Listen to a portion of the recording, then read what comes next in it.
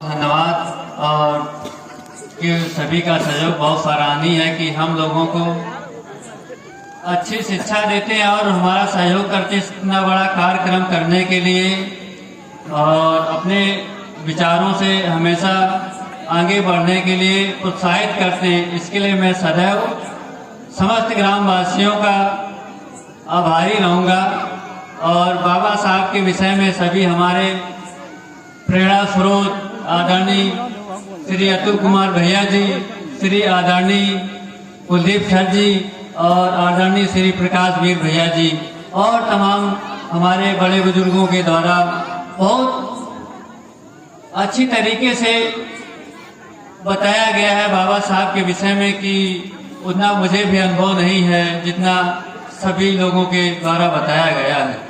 और मुख्य विचार इस समय मेरे पास जहन में यही आ रहा है कि सभी के बताए गए विचारों को हमें अमल करना चाहिए और अपना जीवन ईमानदारी से और आगे के लिए ईमानदारी से संघर्ष करते हुए बढ़ते रहना चाहिए। समस्याएं बहुत आएंगी, बहुत आपको टांग पकड़ के आपके पीछे की ओर खींचेंगे।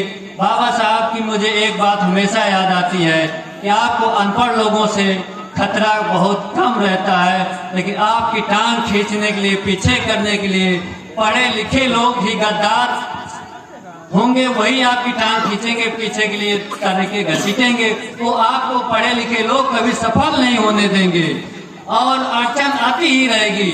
आप अपने छोटे भाइयों से, मैं तो खास तौर से अपने गांव में युवा साथियों की आभारी रहूंगा।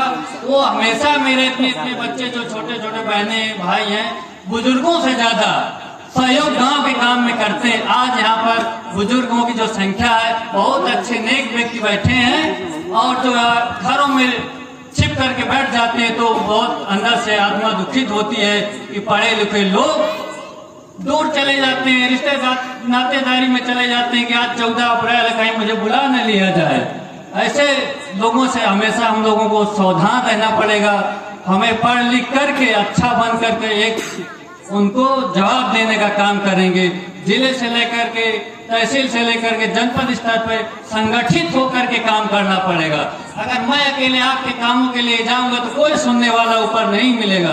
बाबा साहब ने कहा था संगठित रहो, शिक्षित बनो, संघर्ष करो। ये 3 मूलभूत विचार उनके अगर हम लोग अपने जीवन में अमल कर लेंगे तो हमें ऊंचाइयां छूने से कोई नहीं रोक सकेगा। इसी के साथ मैं वाणी को अपनी विराम देता हूं। सभी को बहुत बहुत धन्यवाद। मैं सदैव सभी बच्चों का, खास तौर से छोटे छोटे बच्चे बैठे हैं, मैं इनका बहुत आभारी हूँ कि कल से आज तक सब बच्चे छोटे छोटे झंडियां लगाया, गुब्बारा बुलाया, सब व्यवस्थाएं की है।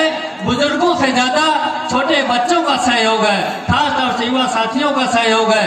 इसी तरह से माताओं बहनों का, बुजुर्गों का अगर आशीर्वाद, सिर्फ आशीर्वाद सहयोग मिलता रहे तो बच्चों को आगे बढ़ने से कोई नहीं रोक सकता है। इसी के साथ जय भीम, जय भारत।